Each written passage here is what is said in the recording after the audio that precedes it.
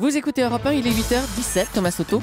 Vous recevez ce matin Christiane Taubira, ministre de la Justice. Bonjour Christiane Taubira. Bonjour Monsieur Soto. On l'a entendu dans le journal de 8h, 4 policiers ont passé la nuit en garde à vue. Ils sont accusés d'un viol, d'avoir commis un viol au 36 quai des Orfèvres, à l'intérieur même des locaux de la police judiciaire de Paris. Est-ce que vous avez des informations ce matin sur l'évolution des choses? Non, je n'ai pas à en avoir. Ce que je peux vous dire, c'est que le viol est un crime grave et que de toute façon, nous avons pris des dispositions pour protéger les femmes victimes de viol. Ceci étant, ces policiers, comme toute personne mise en cause, sont présumés innocentes. La procédure suit son cours. Et s'il est établi qu'ils sont auteurs des faits, évidemment, la justice sévira. Mais en même tout s'ils état de n'avaient pas cause... amené quelqu'un dans les locaux déjà, ça c'est déjà une faute. Si c'est une faute à caractère administratif. Il revient à leur administration, donc au ministère de l'Intérieur, d'en juger. Pour le reste, s'ils ont commis un crime, les choses seront clarifiées et les décisions seront prises. Mais je répète avec insistance qu'ils sont présumés innocents. Évidemment. Manuel Valls, le Premier ministre, ira dimanche au Vatican pour assister à la canonisation de Jean-Paul II et de Jean XXIII. Jean-Luc Mélenchon est choqué. Est-ce que c'est la place du Premier ministre français d'être là-bas ? Il se trouve que la France a des relations avec le Vatican. Le Vatican, vous le savez, est un État en tant que tel, qui siège à l'ONU d'ailleurs, même s'il siège en tant qu'État observateur. Donc voilà, ce sont des relations qui sont établies, qui existent déjà depuis très longtemps. Le Premier ministre accomplit cette démarche au titre d'un État laïque. Nous avons connu dans un passé assez récent des propos tenus par un chef d'État, en l'occurrence l'ancien président de la République, qui a tenu des propos extrêmement inquiétants. Il ne s'est pas positionné lorsqu'il était en sa qualité d'évêque de Latran, c'est ça. Il ne s'est pas positionné comme le chef d'un État laïque, puisqu'il a fait des déclarations en disant que jamais l'instituteur ne pourra remplacer le prêtre. Mais vous n'êtes pas choqué, vous, il n'y a pas de risque que Manuel Manuel Valls tienne des propos de cette nature. Il y a une maison d'arrêt à Villeneuve-les-Maglones, dans l'Hérault, où la situation des mineurs pose particulièrement problème, Christiane Taubira. Il y a des violences lors des promenades. Le contrôleur général des prisons, Jean-Marie Delarue, s'en est ému. Visiblement, les gardiens n'interviennent pas dans ces cours de promenade. C'est pas un problème nouveau. Il dit qu'il avait déjà alerté les différents gouvernements en 2011, en 2012 au Baumette, en 2013 à Hendaye, et là en 2014. Les cours de promenade sont dangereuses. Est-ce que c'est acceptable pour vous, la garde des Sceaux, d'entendre ça? Non, ça n'est pas acceptable. Et c'est pour ça que l'administration pénitentiaire, d'ailleurs, avait pris un certain nombre de dispositions très rapidement, et notamment la modulation des horaires de promenade et la réservation de certaines parties d'ailleurs de la cour de promenade de façon à préserver ces mineurs. Ça n'est absolument pas acceptable.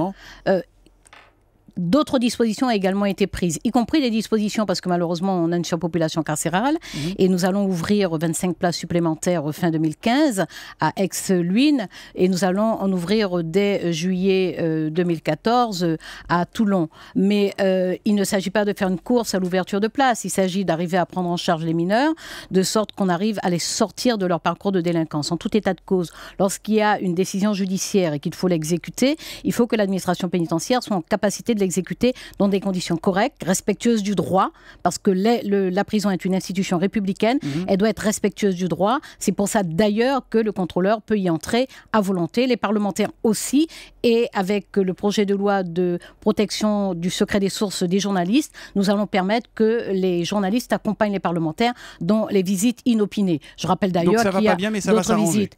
Non, ça a commencé à s'arranger puisque nous prenons d'autres dispositions. Je ne prends pas les choses à la légère. Et cette phrase le laisserait entendre. Je n'ai pas de désinvolture sur des sujets aussi difficiles parce que la prison, c'est un univers clos. C'est extrêmement difficile. Aussi bien pour les personnels de surveillance qui sont là toute la journée dans cet univers clos que compte tenu de la nature même de ce lieu, à savoir de contenir et de retenir des personnes. Donc non, nous prenons des dispositions, mais je répète, quelle est la fonction de la prison? C'est pas juste constater qu'il y a un dysfonctionnement, il faut corriger les dysfonctionnements, mais je travaille depuis 24 mois justement à aller plus loin. Et bien justement, on en vient à cette réforme pénale. Après de nombreux reports, le projet de loi sur la réforme pénale sera débattu en juin, semble-t-il. Déjà, est-ce que vous avez une vraie date, une date fixe et définitive à nous donner? Je ne connais pas de nombreux reports. Je vous ai beaucoup entendu parler de reports. Avant même qu'il n'y ait de date, vous avez parlé de report. La seule date, la première date qui a été fixée, la première date qui a été fixée, elle était fixée après les élections municipales. Bah alors ça sera quand? J'ai toujours dit que la référence aux élections municipales était désastreuse. Là, elle est programmée pour le mois de juin dans le cadre de la session ordinaire et non pas dans le cadre de la session extraordinaire. Je vous rappelle simplement qu'il y a des procédures. Le texte est entre les mains de l'Assemblée nationale depuis 6 mois maintenant. Le rapporteur Dominique Rimbourg a procédé à 300 auditions. Il a produit des amendements. La commission des lois va examiner ces amendements et le débat aura lieu. Et c'est vrai, il est temps que le débat ait lieu parce que tant que nous n'entrons pas dans le contenu du texte, ce texte fait l'objet de toutes sortes de caricatures. Et bien entendu, une fois que nous débattrons du contenu, les choses changeront. Eh bien, on va y aller dans le contenu dans une seconde. Mais juste, il se dit beaucoup qu'après l'adoption de cette réforme pénale, Christiane Taubira, vous quitteriez le gouvernement. Vrai ou faux? Il se dit des tas de choses sur mon compte tous les jours. Oui. Si je devais me livrer à l'exercice de contredire les choses... Mais là, c'est vrai ou c'est faux? Mais en quoi ça pourrait être vrai? Si j'avais quelque chose comme ça annoncé, d'abord je le dirais au président de la République et pas à vous. Ensuite, évidemment, au Premier ministre qui est chef du gouvernement. Et vous leur avez rien dit pour l'instant? Et il reviendra à l'un d'entre eux, éventuellement, de vous le faire savoir. Donc tout le reste, moi j'ai même constaté qu'il y a des faux off. Je lis et j'entends des journalistes qui prétendent que j'aurais dit en off. Voilà. Ouais. Il se trouve que moi je ne crois pas au off. Donc pour l'instant, vous êtes bien dans le gouvernement, vous ne le quitterez pas, on est d'accord? Je suis au gouvernement, je le quitterai si le président de la République en décide, parce que c'est sa prérogative. Bah, si je le veux, je vous répète, si je veux m'en aller, je le dirai au président de la République. Nous sommes dans une république et dans une démocratie. Je suis respectueuse des règles, même si je constate que tous les jours, de nombreuses personnes s'affranchissent des règles. Alors, ce projet qui va être examiné, c'est le vôtre, Christiane Taubira, celui sur lequel vous travaillez depuis 2 ans, ou celui de Manuel Valls? On sait que vous n'étiez pas d'accord quand lui était au ministère de l'Intérieur. Lui, son esprit, c'est de lutter contre la récidive avant tout. C'est votre texte que vous présentez ou Je sais que vous aimez les feuilletons et que vous alimentez des désaccords, y compris imaginaires. Vous aurez peut-être un peu de mal avec Bernard Cazeneuve, parce qu'il y a une vieille culture de l'affrontement. C'est plus facile avec Cazeneuve qu'avec Valls. Moi, je ne sais pas si c'est plus facile, mais peut-être que vous aurez du mal, compte tenu de la personnalité de Bernard Cazeneuve, vous aurez du mal à inventer un nouveau feuilleton. Je vous rappelle d'abord... J'invente rien. Lui, Manuel Valls, il est pour l'exécution ferme des peines. Vous êtes pour leur aménagement. C'est 2 philosophies quand même assez différentes. Il y aura quoi dans le texte? Non, c'est absurde de dire ça. Parce que l'exécution des peines, justement, nous prenons des dispositions pour l'exécution des peines. Mais Manuel Valls n'est pas contre l'aménagement des peines, ne serait-ce que parce que c'est conforme à la loi. C'est la loi pénitentiaire de 2009 qui crée les conditions, qui précise les conditions d'aménagement des peines. Donc venir dire qu'on est contre la loi, ça peut être non, mais il y a 2 philosophies différentes. Non, mais vous ne les déclinez pas, les philosophies, parce que vous me faites un procès en laxisme depuis 24 mois. Aucun d'entre vous ne prend la précaution, en tout cas la peine, de donner le moindre exemple pour illustrer mon prétendu laxisme. Donc vous me faites un procès en laxisme. Vous avez déclaré que M. Valls est pour la fermeté, vous le faites tout seul, y compris Taubira, en imaginant qu'il serait contre l'application de la loi, ce que je ne l'ai jamais entendu dire. Par conséquent, voilà ce qu'il faut retenir. C'est que j'ai organisé une conférence de consensus. Que cette conférence de consensus a produit un certain nombre de préconisations. À la suite de quoi, j'ai organisé un cycle de concertation. Puis nous avons eu des réunions interministérielles. Nous avons un texte de loi qui est le produit de tout ça et bien entendu, finalement, des arbitrages décidé par le président de la République. Voilà le texte de loi qui est passé au Conseil d'État, qui a été ensuite présenté en Conseil des ministres, qui est entre les mains de l'Assemblée nationale, et qui vous convient parfaitement fait l'objet déjà de l'amendement. Ben voilà, mais c'est pour vous expliquer que c'est pas mon texte, c'est pas une fantaisie personnelle. Si je veux des choses personnelles, j'écris des poèmes, j'écris des livres. Oui, ou quand on est garde des Sceaux, on écrit une réforme de la justice. Ça s'écrit collectivement, mais ça s'écrit collectivement la loi, parce que la loi c'est une règle générale. Soyons très concrets. En particulier, ça c'est une réforme de société, donc il était important effectivement que des avis différents puissent être pris en compte. Soyons très concrets, la rétention de sûreté qui permet de garder indéfiniment en rétention un détenu qui a purgé sa peine et qui est supposé être toujours dangereux, ça avait été créé sous Nicolas Sarkozy, ça sera supprimé ou pas ? Ce texte de loi concerne les délits. La rétention de sûreté, elle ne peut concerner que les crimes très graves. D'accord ? Donc, ce texte de loi concerne les délits. Donc, il ne contient pas de mesures sur la rétention de sûreté. Pour que les choses soient très claires.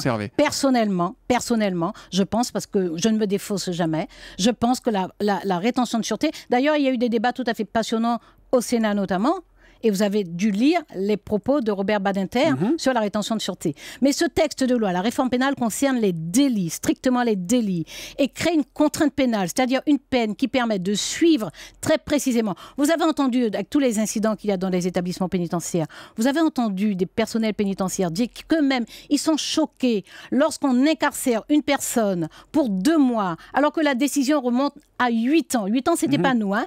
La décision remonte à 8 ans. C'est une incarcération incarcération de 2 mois, parfois pour non-paiement de pension alimentaire. Nous devons protéger les femmes. Mais est-ce que nous protégeons les femmes en incarcérant une personne pour 2 mois, 8 ans après? C'est-à-dire sans regarder si cette personne a un emploi, si elle a un logement, si nous n'allons pas casser une trajectoire de vie. Mais même les surveillants pénitentiaires vous disent que c'est absurde. Donc voilà, nous voulons faire efficace parce que la centaine de lois pénales et de procédures pénales des 10 dernières années ont introduit des injonctions contradictoires, ont mis de l'incohérence, ont cassé l'échelle des peines et donc vous avez donné de l'inefficacité. La philosophie du texte, Christiane Taubira. Quelques questions rapides pour finir. Non, il faudra m'inviter pour ça spécialement parce qu'il y a un contenu très précis. Vous ferez un grand rendez-vous, vous serez la bienvenue, il y aura plus de temps pour vous expliquer.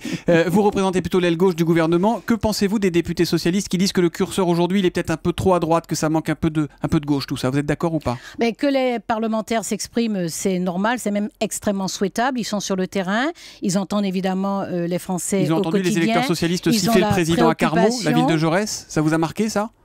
Ça fait, oui, bien entendu, ça fait mal au cœur parce que le président a un souci permanent, mais je dirais presque obsessionnel, d'arranger la situation des Français, d'améliorer la situation, une situation extrêmement détériorée.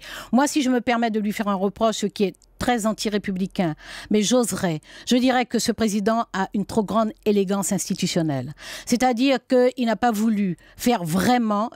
faire état, très clairement, le bilan a été établi. Nous savons dans quel état nous avons trouvé les finances publiques. Nous savons que nous avons trouvé des sanctions, nous en trouvons encore, des sanctions de l'Europe sur la France, par négligence de l'ancien gouvernement. Nous savons dans quel état nous avons trouvé les finances publiques. Nous savons comment nous avons trouvé une situation extrêmement détériorée. Mais il a une telle notion de la responsabilité qu'il a voulu tout prendre sur lui et nous faire tout prendre sur nous. Donc cette élégance institutionnelle, d'une certaine façon, elle nous pénalise. Donc c'est profondément injuste parce que c'est chez lui une obsession d'améliorer la situation générale du pays et de lui redonner du lustre. Christiane Taubira, la municipalité Front National de Villers-Cotterêts dans l'Aisne annonce qu'elle n'organisera pas de commémoration de l'abolition de l'esclavage le 10 mai. Franck Briffaut, son maire, dénonce une autoculpabilisation permanente. Si c'est sa façon de rayer 4 siècles et demi d'histoire, c'est son affaire. On peut toujours mettre sa tête sous un tapis et s'imaginer que le monde n'existe pas. Dernière question, il est toujours sur écoute, Nicolas Sarkozy?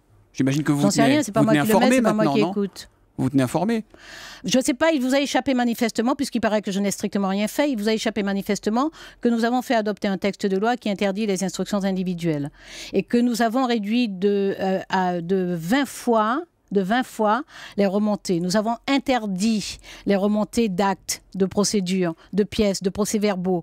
Nous ne faisons remonter que les informations qui nous permettent de mieux organiser le fonctionnement des juridictions. Voilà. Donc je comprends que ce soit difficile à entendre parce que c'est effectivement une autre culture judiciaire, mais c'est quand même la culture démocratique et c'est celle que nous promouvons. Merci beaucoup Christiane Taubira, garde des Sceaux, d'être venue ce matin sur Europe 1 et rendez-vous est pris donc pour un grand rendez-vous pour vous expliquer plus longuement.